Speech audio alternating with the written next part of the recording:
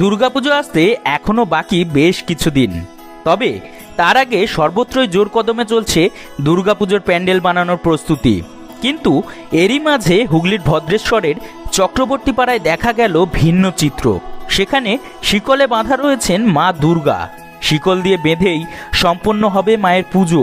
আপনারা নিশ্চয়ই ভাবছেন কেন এমন অলৌকিক ঘটনা ঘটে ভদ্রেশ্বরের চক্রবর্তী বাড়ির পুজোয়।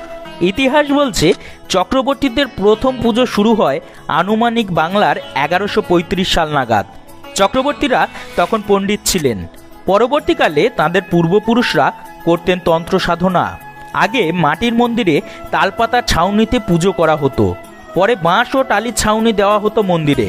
বর্তমানে নতুন করে পাকা দুর্গা দালান তৈরি করে সেখানেই মায়ের পুজো হয়। 296 বছর হয়ে গিয়েছে তাদের পুজোর। এখনও সেই আগের মতোই মহা ধুমধামের সঙ্গে চলে আসছে ভদ্রেশ্বরের বিঘাটি চক্রবর্তী পরিবারের পুজো।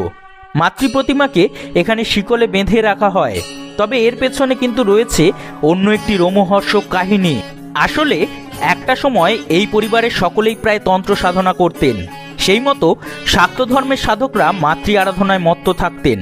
কথিত আছে আগে পুজো চলাকালীন দুর্গামূর্তি কাঁপত, তাই পুজোর 5 দিন যাতে প্রতিমা পড়ে গিয়ে পুজোয় কোনো রকম কোনো বিঘ্ন না ঘটে, সেই কারণে কাঠামোর সঙ্গে শিকল দিয়ে বাঁধা থাকতো প্রতিমা।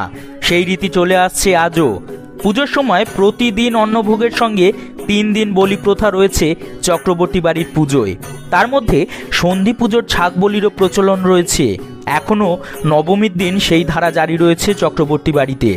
মাতৃপ্রতিমা এখানে এক চালায় অধিষ্ঠান করেন। পরিবার সূত্রে জানা গিয়েছে কোনো এক সময় চক্রবর্তীদের পরিবারের আর্থিক সংকট নেমে আসে। এমন অবস্থা হয়ে যায় যে কোনো উপায় না পেরে পুজো বন্ধ করে দিয়ে গ্রাম ছেড়ে চলে যাওয়ার সিদ্ধান্ত নেন তারা। ফল কেনার মতো অর্থ ছিল না তাদের কাছে। সেই সময় মা তাদের স্বপ্নাদেশ দেয় গ্রাম ছেড়ে না যাওয়ার জন্য।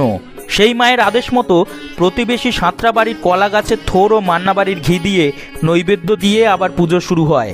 তাই নবমীর দিন থোরের নৈবেদ্য দিয়ে পুজো করা হয়। পুজোর দিনগুলিতে সারাদিন নিষ্ঠা ভরে পুজো হয়ে আসছে। এই পরিবারের বর্তমান প্রজন্মের এখনও একজন পাণ্ডিত্য করেন। বর্তমান বংশধর পণ্ডিত নারায়ণ চক্রবর্তী বলেন, আমাদের পূর্বপুরুষরা পণ্ডিত ছিলেন, শিক্ষকতা ও পুজো অর্চনা করতেন। আমাদের বাড়ির দুর্গাপুজো কালিকা পুরাণ মতে হয়, আমরাই পুজো করি।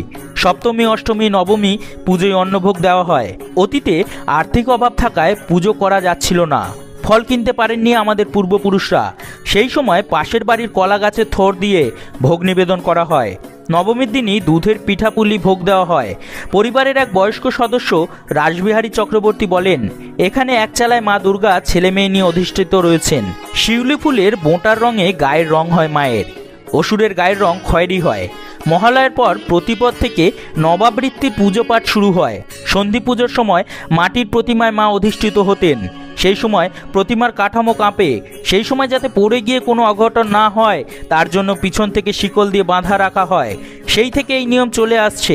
দশমীর দিন বিসর্জনে মা দুর্গাকে দোলায় অর্থাৎ মাসে করে নিয়ে যাওয়া হয়। এভাবেই বছরের পর বছর ধরে মাকে শিকলে বেঁধে পুজো করে আসছেন চক্রবর্তীর বাড়ির সদস্যরা। এখনও অব্যাহত রয়েছে সেই পুজোর ধরন। ধন্যবাদ এতক্ষণ আমাদের সাথে থাকার জন্য। এরকম আরও নতুন নতুন ভিডিও পেতে অবশ্যই আমাদের পাশে থাকবেন।